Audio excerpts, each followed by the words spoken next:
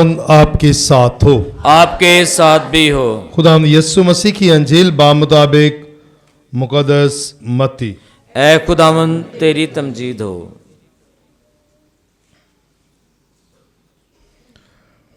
उसके 25वें बाब की 14वीं से 30वीं आयत। एक दिन यीशु ने अपने शागिर्दों को ये तमसील सुनाई कि आसमान की बादशाही उस आदमी की मानिद है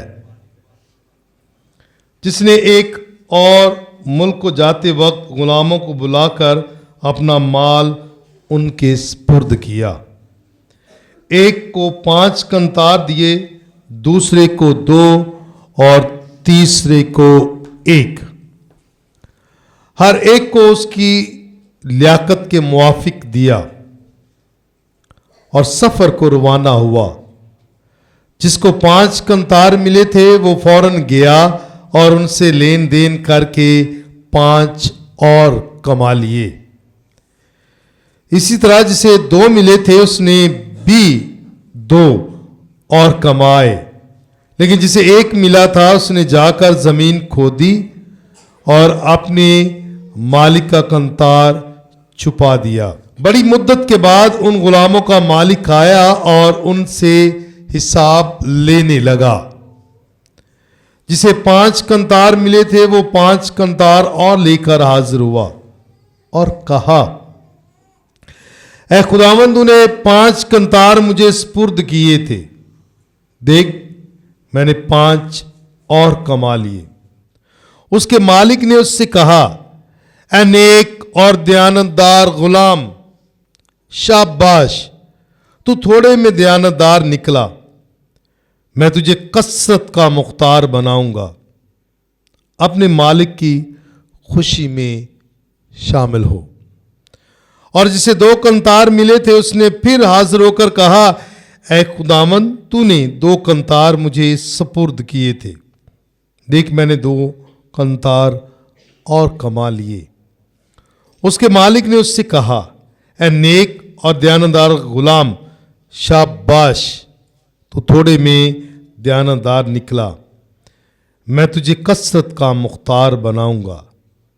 अपने मालिक की खुशी में शामिल हो। तब वो भी जिसे 1 कंतार मिला था हाजिर हुआ और कहने लगा, ऐ आका, मैं तुझे जानता हूं कि तू सख्त आदमी है, जो जहां नहीं बोया वहां से काटता और जहां नहीं बिखेरा वहां से जमा करता है।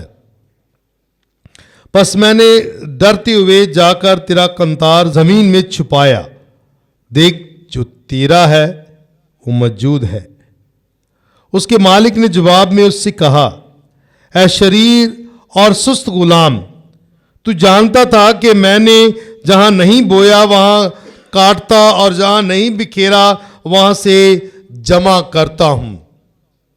बस चाहिए था कि तू मेरा रुपया साहूकारों को देता, तो मैं आकर जो मेरा है सूद समेत ले लेता। बस इससे ये कंतार ले लो, और जिसके पास 10 कंतार है उसे दे दो, क्योंकि जिस किसी के पास है उसे दिया जाएगा और उसके पास अफरात होगी, मगर जिसके पास नहीं है उससे वो भी ले लिया जाएगा जो उसके पास है। और इस निकम्मे गुलाम को बाहर के अंधेरे में डाल दो, वहां रोना और दांतों का पिसना होगा।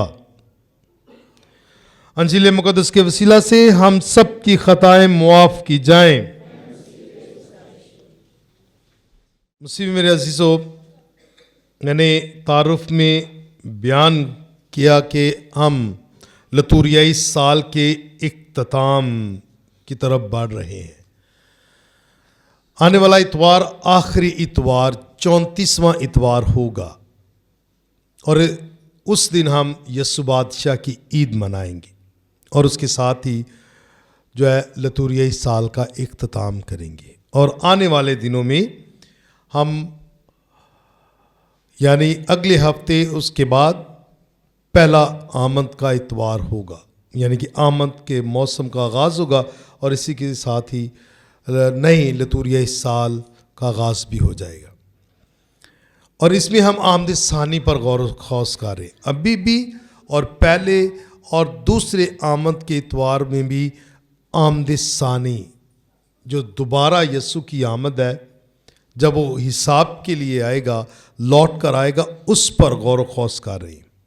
تو اس لیے ساری تلاوتوں کا مزاج یہی ہے اور رہے گا آمد کے دوسرے اتوار تک، کہ آخرت کی بات کی جائے گی، حساب کی بات کی جائے گی، جو دیا گیا ہے اس کو واپس لینے کی بات کی جائے گی۔ یہ ساری باتیں بار بار جو ہے وہ ہمارے سامنے پیش کی جائیں گی۔ تو غور کرنے کی ضرورت ہے کہ ہمیں کیا ملا ہے جس کا ہم نے حساب دینا ہے۔ خداوند کا دن چور کی مانند آتا ہے، کسی کو نہیں پتا۔ یہ آج پولس رسول جو ہے وہ تسالونیکیوں کی کلیسیا کو تحریر کرتا ہے، خداوند کا دن چور کی طرح تم پر نہ آ پڑے، پتہ بھی نہیں چلے گا کب خداوند نے آمد ہونا ہے۔ اب بات کر رہے ہیں آج تلاوت اور خاص طور پر انجیل مقدس میں مسیح خداوند نے یہ خاص تمثیل ہی کیوں اس وقت کہی؟ وہ پہلی دو تلاوتوں کو بھی بیان کر دیتی ہیں، اس لیے کیونکہ جو سونپا گیا ہے اس کا حساب لیا جائے گا۔ چائنیز ایک محاورہ ہے، وہ کہتے ہیں کہ don't give fish rather teach them how to fish. مطلب بچوں کو مچھلی نہ دو بلکہ ان کو مچھلی پکڑنا سکھاؤ۔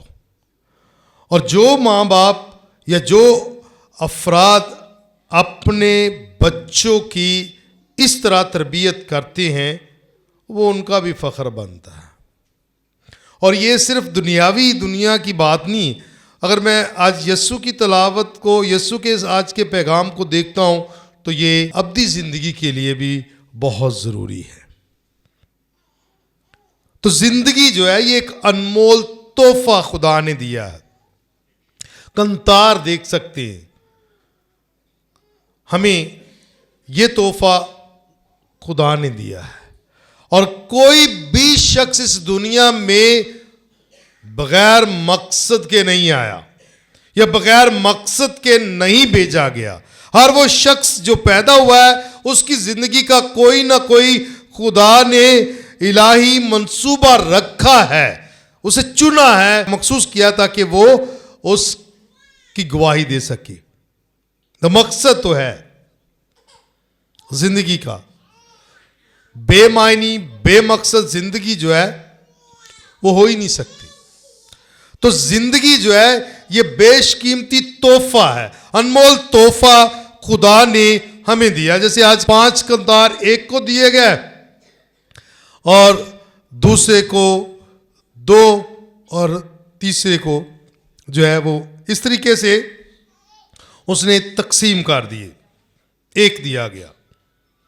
اب ہر کسی کو زندگی ملی ہے، اس کو اس نے بھرپوری کے ساتھ کیسے جیا ہے یہ آخر پہ اسی پہ انحصار کرتا ہے۔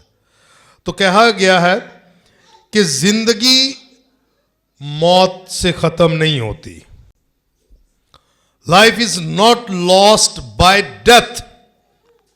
زندگی موت سے ختم نہیں ہوتی، بلکہ ہر وہ منٹ اور دن جو ہم مجبوری میں گزارتے ہیں، سستی میں گزارتے ہیں، لاپرواہی میں گزارتے ہیں،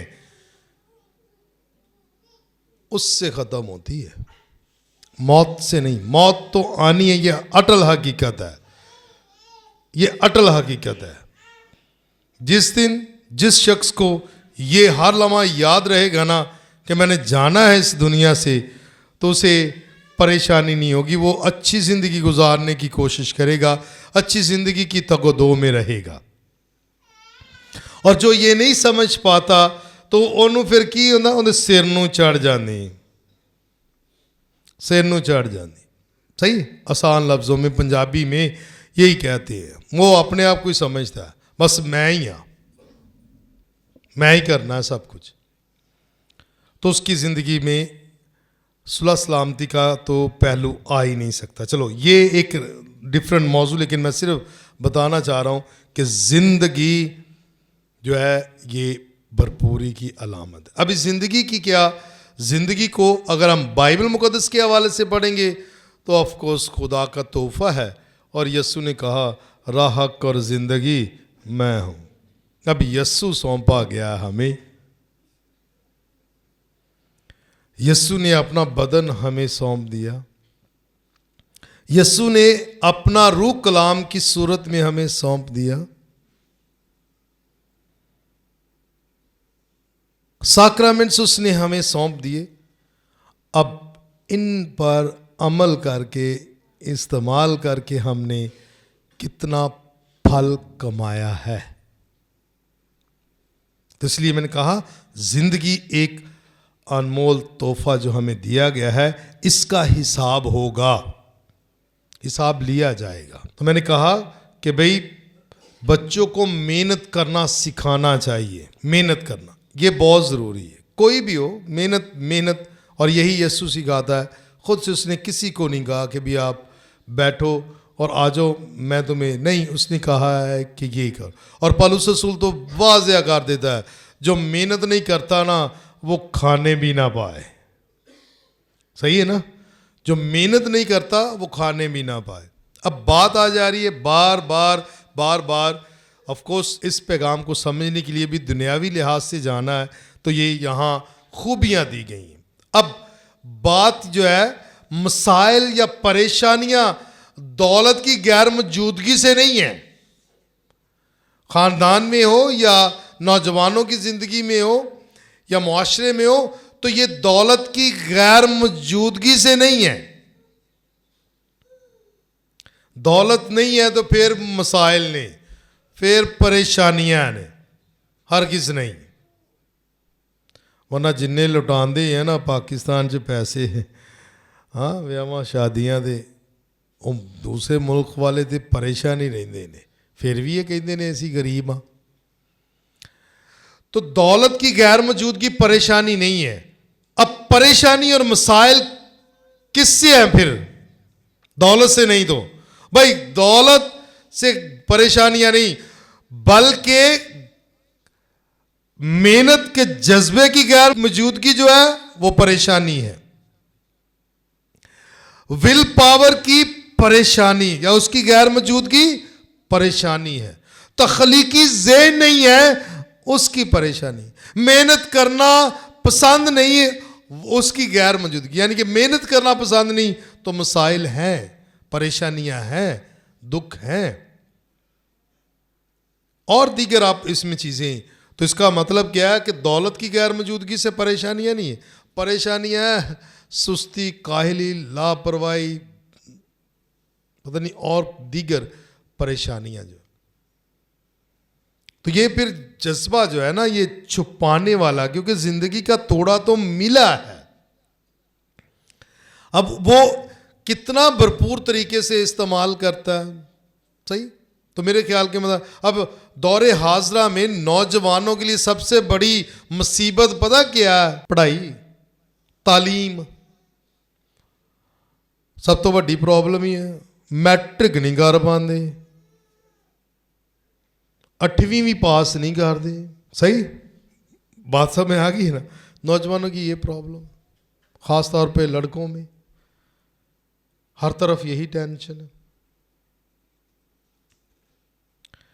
फ़ोन उनके पास बड़ा होगा, बाल उनके इतने बड़े बड़े होंगे, ठीक है, स्टाइल जो दुनिया में मेरे ख्याल में उनके प्यो ने भी नहीं सोचा होना, उनकी सोच तो वध के रखेगा। तो क्या ये जज्बा, ये सही डायरेक्शन, अपनी ज़िंदगी को सही उसने एक रास्ता दिया है? नहीं, बहुत मुश्किल। तो इसलिए सबसे बड़ी प्रॉब्लम ये, اپنی زندگی میں کوئی گول نہیں ہے, مقصد نہیں ہے, اس کو جان ہی نہیں پاتے, تو پھر کیا کریں گے؟ وہ دبا دیں گے. ابھی تحفے جو دیے گئے ہیں, جو خوبیاں دی گئی ہیں, ان کو پہلے تو میں نے کہا زندگی کا تحفہ ملا, اس کو ضائع کر رہے ہیں. بھئی ایک بار ہی زندگی ملی, دوبارہ نہیں آنی. اور یہ ہوئی گل بڑی متحرک رکھ دی جی مینوں دے, دوبارہ نہیں جی ملنی. اینے کو سال رہ گئے, میں تو سال بھی گننا ہوں. ہر سال کم ہی ہوتا ہے نا زندگی سے, کہ بڑھتا ہے, کم ہوتا ہے. تو مجھے پتا ہے کہ بھئی اتنے سال اب یہ دوبارہ نہیں ملے گی, جتنا کر سکتے ہیں کرنا چاہیے.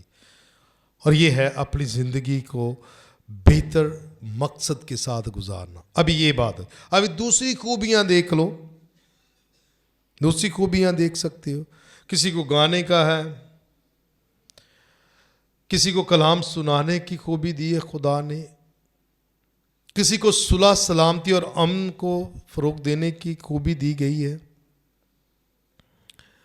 اور دیگر جو بھی آپ ٹیلنٹ سمجھتے ہو جس سے معاشرے میں, کلیسیا میں بہتری آ سکتی ہے, وہ خوبی ہے. تو اگر اس کا بھرپور طریقے سے استعمال نہیں ہو رہا تو اس کا مطلب ہے کہ بھئی اس شخص نے ان توڑوں کو چھپا دیا. تو پھر آخرت میں کیسے شاباش لیں گے ہم؟ کیسے شاباش؟ ابھی یسوع اگر ملتا ہے یا ہمیں ملے گا تو اس سے ہم یہ شاباش سننے کے حقدار ہوں گے. اگر میں نے زندگی بھرپوری کے ساتھ نہیں گزاری, ایمانداری کے ساتھ نہیں گزاری, اس کی مرضی کے مطابق نہیں گزاری, تو کیا وہ مجھے شاباش دے گا؟ وہ کہے گا اللہ بھائی شاباش, تو تھوڑے میں دیانتدار رہا, اب میں تجھے کثرت کا مختار بناتا ہوں. ٹھیک ہے, یہ الفاظ سننے کو ملیں گے ہر کس نے. اس نے بار بار لفظ استعمال ہوا, میری خوشی میں شامل ہو. ٹھیک ہے, میری خوشی میں شامل ہو. تو یسوع نے کہا تھا کہ بھئی میری خوشی تم میں اور تمہاری خوشی کامل ہو جائے. بار بار وہی الفاظ, میری خوشی تم میں ہے. آج اس دعوت دے رہا کہ میری خوشی میں شامل ہو. پھر کیا خوشی تم ہو. اب پوری دنیا میں فرانسسکن گھرانہ, کیپوچن گھرانہ بھی جو ہے یہ سال جو ہے یہ تم خوشی ہو کے موضوع پر گزار رہا ہے. تم خوشی ہو کے موضوع پر, تو خوشی جو ہے. اچھا یہ میں موضوع چھیڑنا نہیں چاہ رہا, لیکن آج یہی بات کہ خوش ہو. تو خوشی ہوگی جب ایک شخص ایمانداری اور ذمہ داری کے ساتھ جو ہے زندگی بسر کرتا ہے, ورنہ ویسے ہی زندگی گزر رہی ہے. تو حساب کیا ہوگا, آخرت میں کیا ہوگا, کیسے ہم اس کو ملیں گے؟ تو میرے خیال کے مطابق آج دور حاضرہ میں اس بات کی اشد ضرورت ہے کہ ہر کوئی شخصی انفرادی طور پر اپنی زندگی کا جائزہ لے. بھئی کوئی خاص مقصد کے لیے جو ہے بھیجا گیا ہے. اب جنہوں نے ازدواجی زندگی کا فیصلہ لیا ہے انہیں بھی ذمہ داری دی گئی ہے, توڑے دیے گئے ہیں. کیا کرنا ہے؟ اچھے مسیح خاندان کی تشکیل. اور اگر یہ جوڑا اگر ایمانداری کے ساتھ اپنے بچوں کی تربیت نہیں کر رہا تو اس کا مطلب ہے اس نے کیا کیا ہے؟ توڑا اپنا دبا دیا. غور طلب بات ہے. کہتے ہیں کہ اگر اولاد نیک اور ہنرمند ہو, ٹیلنٹڈ ہو, تو وہ اپنے ماں باپ کی دولت سے لگاؤ نہیں رکھتے, وہ خود کمانا پسند کرتے ہیں, خود کچھ بننا چاہتے. اگر ٹیلنٹڈ, اچھا ہنر دیا, اچھی تربیت انہیں دی ہے تو وہ خود سے کمائیں گے, باپ کی دولت پہ نہیں, باپ کی دولت پہ نہیں. اور یہاں دور حاضرہ میں کیا بلکہ بنائے عالم سے ہو سکتا ہے شروع سے ہی ماں پیو کی کر دینے جمع کر دے رہے نے, جمع کر دے رہے نے, تو جمع کر کے کی کر دینے اولاد چ ونڈ دینے. ایسے ہی ہے. ہاں یا نہ بھائی، ایسے ہی ہے نا، کیا فائدہ؟ عادت تو پہلے چل ٹھیک اکٹھا ہو ہی رہا ہے، اس سے بہتر کیا ہے؟ انہیں ہنر دو، انہیں تربیت دو کہ خود سے کمائے۔ میں یہ نہیں کہتا کہ آپ جو کر رہے ہو وہ غلط ہے یا روک دیں، میں یہ نہیں کہہ رہا، میں صرف آپ کو ایک سوچ دے رہا ہوں کہ ہمیں کیا کرنا چاہیے۔ کہ جمع کر کے انہوں نے دے دو گے، وہ پھر کنے کو سال، کنے کو مہینے، بس ختم۔ تو وہی ماں پیو جڑے جمع کرتے رہتے ہیں، نالے پالتے رہتے ہیں، آخر تے انہاں واسطے ہی پتراں دے گھر وچ جگہ ہی نہیں ہوندی رہن لئی۔ انج دی تربیت دو کہ وہ تہاڈا فخر بنن، وہ تہاڈا ساتھ دین، تہاڈی خدمت کرن۔ یہ ضروری ہے، یہ اہم ہے، ان کی تربیت۔ اور سب ہم بلائے گئے ہیں کہ ہم اپنی اپنی ذمہ داری کو پورا کریں، جو کنتار خدا نے ہمیں سونپے ہیں ان کا استعمال کریں اور اس کے مطابق پھل لائیں، تاکہ آخر میں جب خداوند آئے تو وہ ہمیں بھی کہے شاباش شاباش، آؤ میرے باپ کے پیارے لوگوں، اس مقام کو حاصل کرو جو بنائے عالم سے تمہارے لیے تیار کیا گیا ہے، کیونکہ تم تھوڑے میں دیانت دار رہے، کثرت کے مختار بنو۔ اور کثرت کی زندگی ہی کثرت کا مختار ہونے کا نام ہے۔ اور کثرت کی زندگی کس کے پاس ہے؟ یسوع کے پاس، جس نے خود کہا کہ میں اس لیے آیا ہوں کہ وہ زندگی پائیں بلکہ کثرت سے پائیں۔ تو آئیں اس سے زندگی حاصل کریں۔